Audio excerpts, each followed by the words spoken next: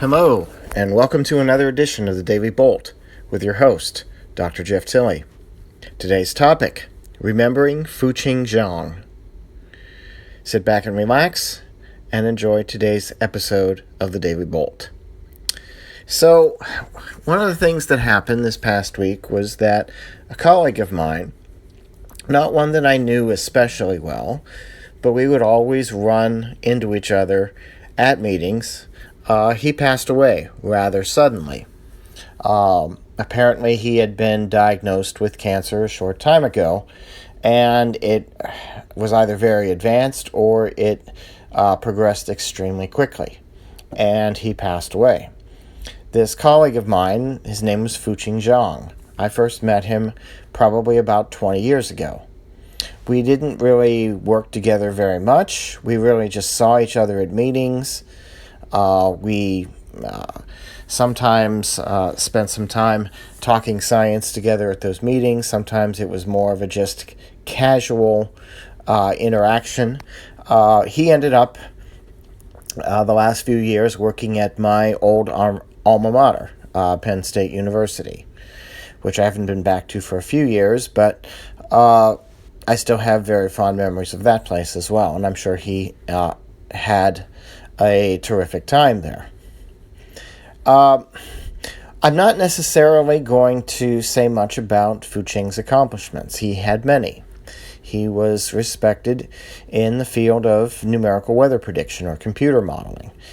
He also worked with getting all sorts of types of data observations into these numerical models and improving the techniques for using them, as well as doing other science projects. He was a very interesting guy, but that's not why I remember him so, and why I felt the need to talk about him on a podcast. What I remember about him is something that you don't see as much in science as you should. Every time I saw Fuqing at a meeting, he was smiling. He always was happy to see people, he was happy to meet people, and he had respect for what you did, even if he didn't always agree with your results or had some questions about them.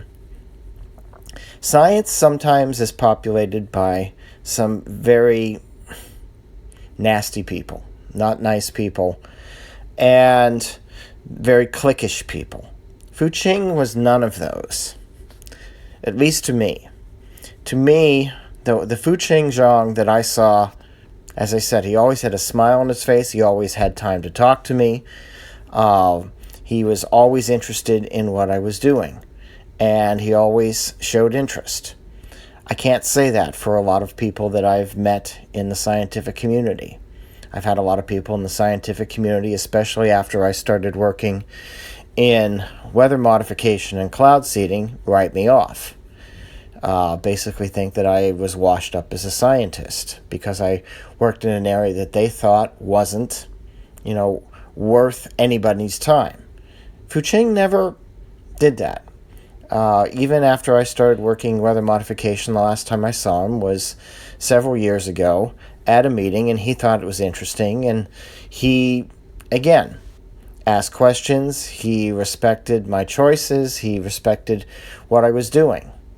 And that's something that not a lot of other people did. In that respect, he's worthy of mention in a podcast and beyond. I know he has lots of other people who are celebrating his accomplishments, who knew him better than I did, and are celebrating who he was as a person. But even to someone who didn't know him all that well, I'll miss him. I'll miss seeing him at meetings, at conferences.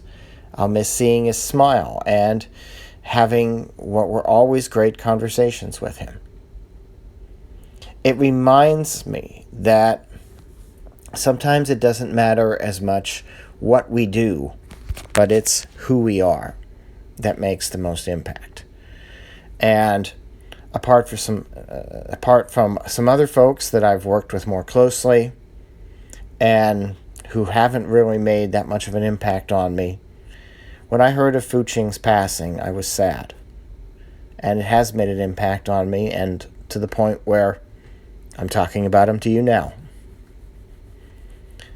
This is a short podcast today, not because Fuquing is not worth talking about longer, but I've said, I think, what I need to say about him. Science needs more Fuquing Zhangs. For the Daily Bolt, this is Dr. Jeff Tilley. Good night, good morning, good afternoon, and God bless.